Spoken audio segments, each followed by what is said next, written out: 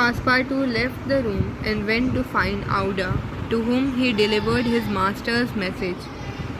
"Madam," he added, "I can do nothing myself, nothing. I have no influence over my master, but you, perhaps." "What influence could I have?" replied Auda. "Mr. Fogg is influenced by no one. Has he ever understood that my gratitude to him is overflowing? Has he ever read my heart? My friend, he must not be left alone an instant. You say he is going to speak with me this evening?" "Yes, madam, probably to arrange for your protection and comfort in England." "We shall see," replied Auda, becoming suddenly pensive.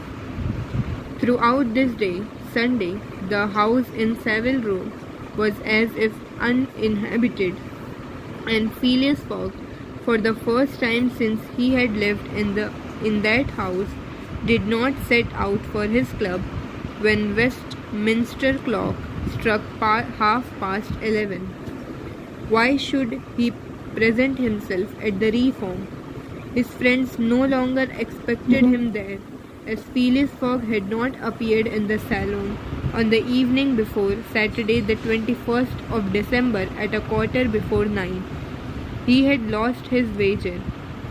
It was not even necessary that he should go to his bankers for the £20,000, for his antagonists already had his cheque in their hands, and they had only to fill it out and send it to the Barings to have the amount transferred to their credit. Mr. Fogg therefore had no reason for going out, and so he remained at home. He shut himself up in his room and busied himself putting his affairs in order. Passepartout continuously ascended and descended the stairs. The hours were long for him. He listened at his master's door and looked through the keyhole as if he had a perfect right so to do, and as if he feared that something terrible might happen at any moment. Sometimes he thought of Fix, but no longer in anger. Fix, like all the world, had been mistaken in Phileas Fogg, and had only done his duty in tracking and arresting him. While he, Passepartout, this thought haunted him, and he never ceased cursing his miserable folly. Finding himself too wretched to remain alone, he knocked at Auda's door, went into her room, seated himself without speaking in a corner, and looked ruefully at the young woman. Auda was still pensive. About 7:30 in the evening, Mr. Fogg sent to know if Auda would receive him, and in a few moments he found himself alone with her. Phileas Fogg took a chair and sat down near the fireplace opposite Auda. No emotion was visible on his face. Fogg returned was exactly the Fogg who had gone away. There was the same calm, the same impassibility. He sat several minutes without speaking, then bending his eyes on Auda, "Madam," said he, "will you pardon me for bringing you to England?" "I, Mr. Fogg," replied Auda, checking the pulsations of her heart. "Please let me finish," returned Mr. Fogg. "When I decided to bring you far away from the country which was so unsafe for you, I was rich and counted on putting a portion of my fortune at your disposal. Then your existence would have been free and happy, but now I am ruined." "I know it, Mr. Fogg," replied Auda, "and I ask you in my turn, will you forgive me for having followed you, and who knows, for having perhaps delayed you and thus contributed to your ruin?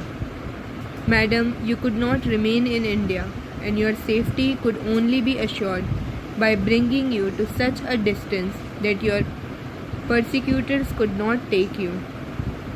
So, Mr. Fogg," resumed Auda, "not content with rescuing me for a terrible death, you thought yourself bound to secure my comfort in a foreign land?" "Yes, madam, but circumstances have been against me. Still, I beg to place the little I have left at your service. But what will become of you, Mr. Fogg? As for me, madam, replied the gentleman coldly, I have need of nothing. But how do you look upon the fate, sir, which awaits you? As I am in the habit of doing. At least, said Auda. At least said Auda, want should not overtake a man like you. Your friends. I have no friends, madam. Your relatives. I have no longer any relatives. I pity you then, Mr. Fogg, for solitude is a sad thing, with no heart to which to confide your griefs. They say, though, that misery itself shared by two sympathetic souls may be borne with patience. They say so, madam. Mr. Fogg, said Auda, rising and seizing his hand. Do you wish at once a kinswoman and friend? Will you have me for your wife? Mr. Fogg at this rose in his turn. There was an unwonted light in his eyes and a slight trembling of his lips. Auda looked into his face. The sincerity, rectitude, firmness, and sweetness of this soft glance of a noble woman. Who could dare all to save him to whom she owed all? At first astonished, then penetrated him. He shut his eyes for an instant as if to avoid her look.